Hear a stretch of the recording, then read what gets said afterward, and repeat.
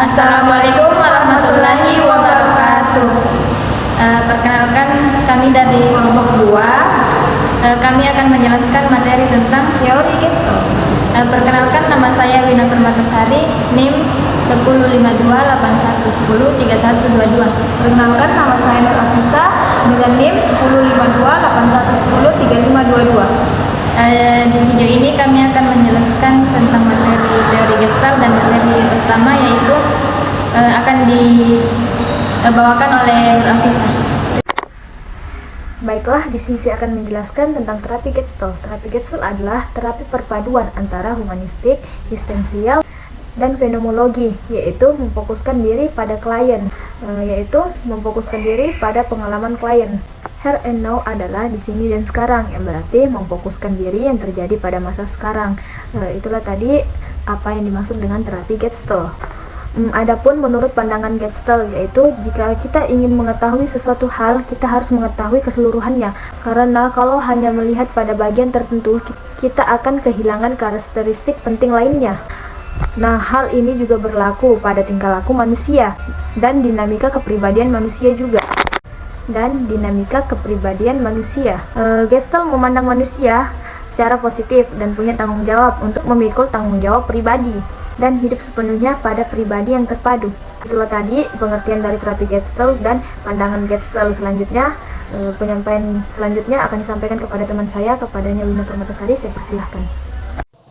Baik, di sini saya akan melanjutkan materi yang telah dipaparkan oleh Afisa mengenai teori Gestalt. Di sini saya akan menjelaskan tentang peran dan fungsi konselor dan tujuan terapi Gestalt.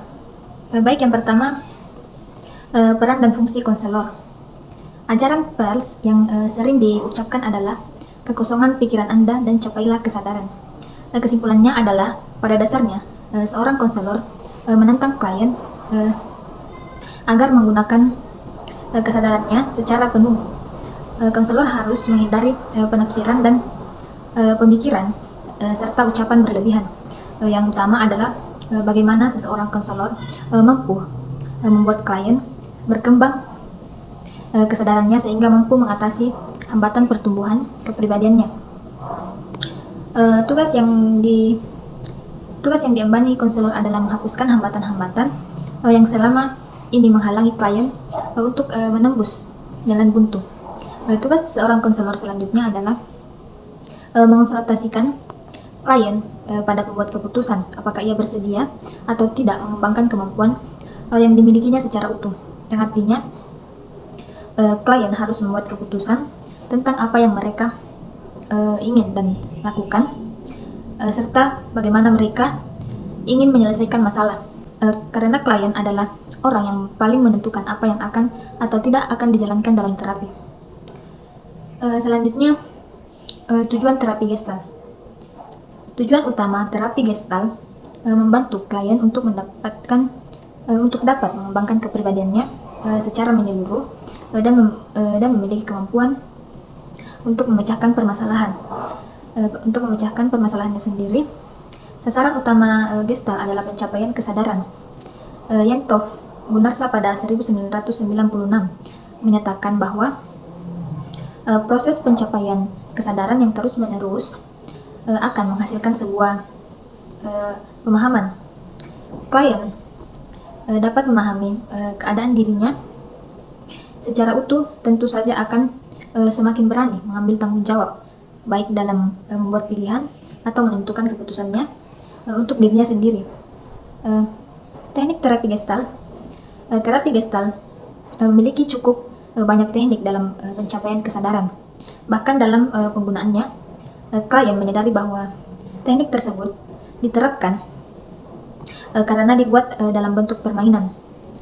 Gunarsa mengemukakan teknik terapi Gestalt yang pertama yaitu pengalaman sekarang, di mana klien diarahkan untuk merasakan dan melakukan pengalaman masa lalu atau masa yang akan datang sehingga dijadikan pengalaman sekarang. Contohnya itu klien diminta merasakan menjadi ibu, padahal kondisi klien saat ini belum menikah. Kemudian yang selanjutnya pengarahan langsung konselor. Konselor mengarahkan secara terus-menerus hal-hal yang dilakukan klien berdasarkan pernyataan yang diberikan oleh klien. Contohnya, klien mengatakan bahwa dulu pernah diputuskan oleh pacarnya dan merasakan sakit hati. Kemudian konselor akan meminta klien untuk melakukan tindakan bila hal itu terjadi sekarang. Kemudian yang selanjutnya, perubahan bahasa. Klien didorong untuk mengubah bentuk pertanyaan menjadi pernyataan. Contohnya, dapatkah saya bahagia? Diganti menjadi sebenarnya saya tidak bahagia. Kemudian yang keempat, teknik kursi kosong, di mana klien diarahkan untuk berbicara dengan orang lain yang dibayangkan sedang duduk di kursi kosong yang ada di samping atau di depan klien.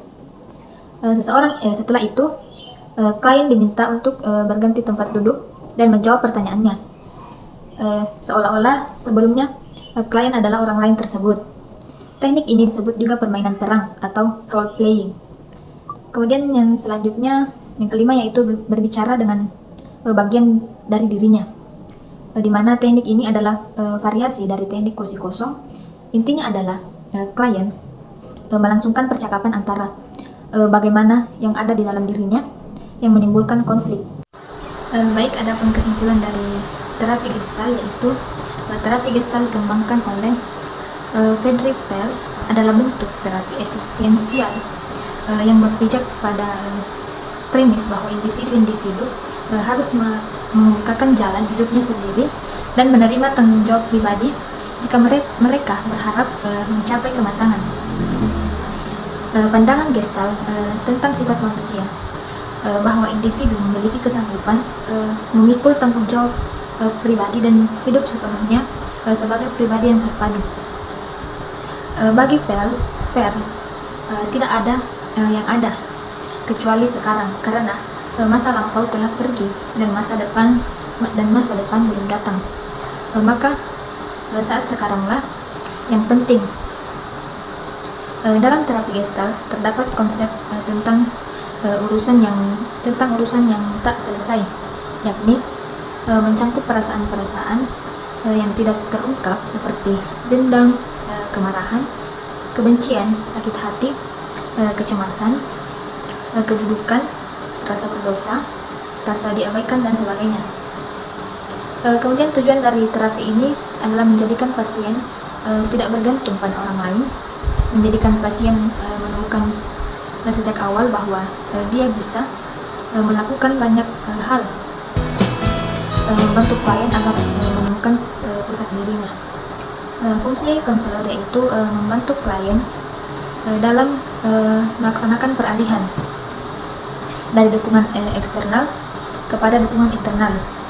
Dengan menentukan jalan buntu, membantu klien untuk menembus jalan buntu sehingga pertumbuhan bisa terjadi, menyajikan situasi yang menunjang pertumbuhan, memberikan perhatian pada bahasa tubuh kliennya. Teknik-teknik terapi antara lain permainan dialog, membuat lingkaran, urusan yang tak selesai, saya memikul tanggung jawab, bermain proyeksi, pembalikan, irama kontak dan penarikan, atau ulangan, dan masih banyak yang lainnya. Mungkin itu saja kesimpulan dari materi teori Gestalt. Baik, itulah tadi materi yang kami sampaikan, yaitu teori Gestalt. Kurang lebihnya mohon dimaafkan. Assalamualaikum warahmatullahi wabarakatuh.